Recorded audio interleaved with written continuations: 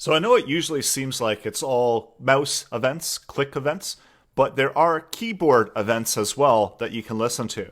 And typically these are listened on all of the document, but you can also listen to them individually on elements such as input fields, as well as elements when they are in focus that the user is clicking their keyboard. So there are ways to track these events. So there's a key down and a key up event listener. There's an example of it here where we can track all of the key presses.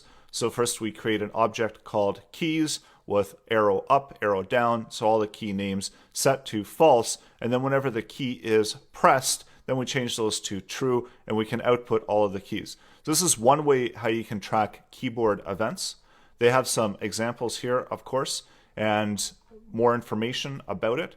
So basically what we're doing is we're listening for the key down event, and if the key down is, it checks to see if it's a certain key code, and if it is that key code, then it runs some code. Otherwise, it does this. So in this case, it's actually returning the function. So if it is any one of these values, then it simply returns it back. Otherwise, it's going to run some code. So we also have another example here where we're adding event listener, so log key. And what it's doing is it's logging the key information out into the element that has the ID of log. So this is also a very useful example. And the other example, of course, is the opposite. So that's key down, and this is key up. And this occurs when the key is released. So when somebody is releasing their key, then it's going to track this. And that's why it's ideal within this type of situation where we're tracking key presses. So we know that once the key has been let off, then we know that the keys object will change and reflect those changes for the user within their key changes. So we can add these key presses to specific elements like inputs, detecting if an input field is key down. And if it is, then we can do something with it. We can check the length of the content within the value. So we can change the background color to red if it's over 5 characters. Otherwise, it will be white. We can also listen for key code 13, and I'll show you a little bit more about key codes and how they reflect to the different key values. So 13, I believe, is the enter key. So if it's enter key and the element value length is greater than 1, then we're going to update the color to yellow of that unordered list, that element that's been selected.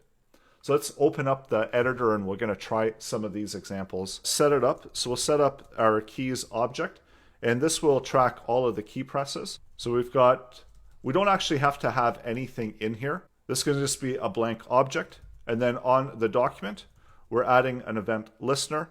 And the event that we're listening for is key down. And whenever the key is pressed, we can say press key on function, and we'll set those functions up afterwards. So key up, so this is when the key is released. So basically it's off, and creating those functions. So we've got press key on function, and it's taking that event information. So taking the event object, and we'll console log out that event object. And the particular value that we're after is the key event. And I'm also going to do one for the key off so that we can try this. And I'll show you a little bit more about it.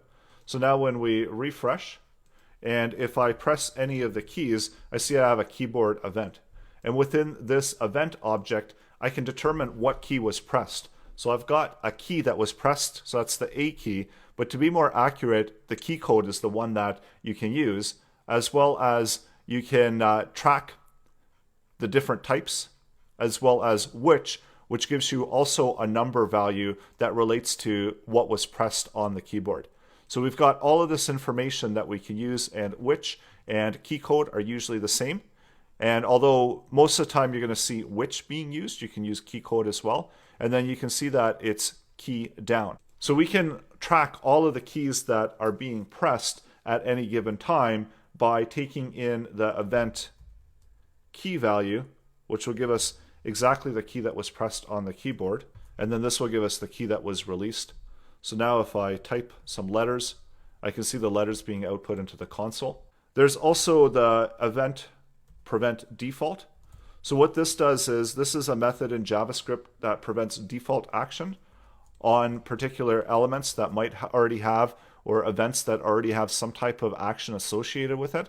So in this case, we want to prevent the default because we don't actually need the key. We're not tracking anything within an input field, so we're preventing the default action of that.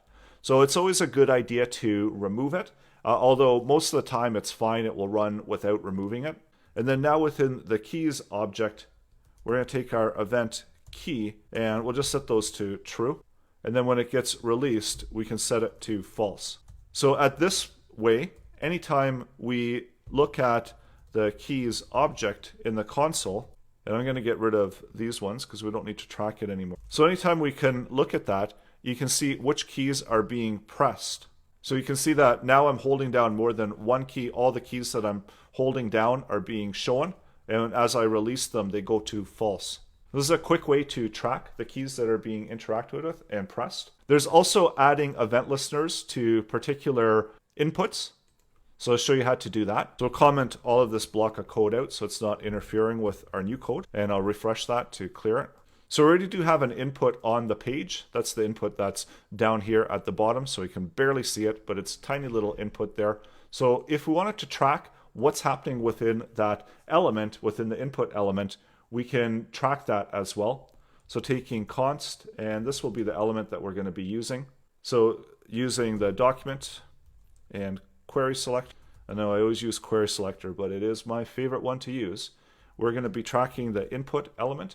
And if you had more than one input element, you can go by its name if you wanted to, so you can bracket the name. But in this case, I only have just the one, so that's fine. We're going to add that. And then on the element, we're going to add an event listener. And this event listener is going to be listening for key press. And when the key gets pressed, we're going to fire off add item function. Let's set up add item.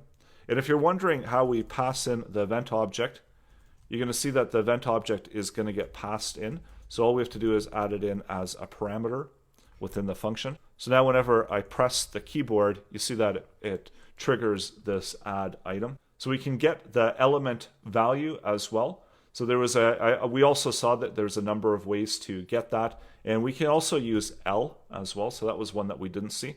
And L value will return back the element value, or we could use this. But depending, maybe we want to add this function to other elements that might not be the one that's invoking the function.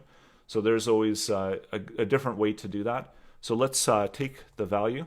And if you wanted to set up the value of any of the elements, so document, query selector, select the H1, and we'll update its text content with whatever the content of the element is, the element value.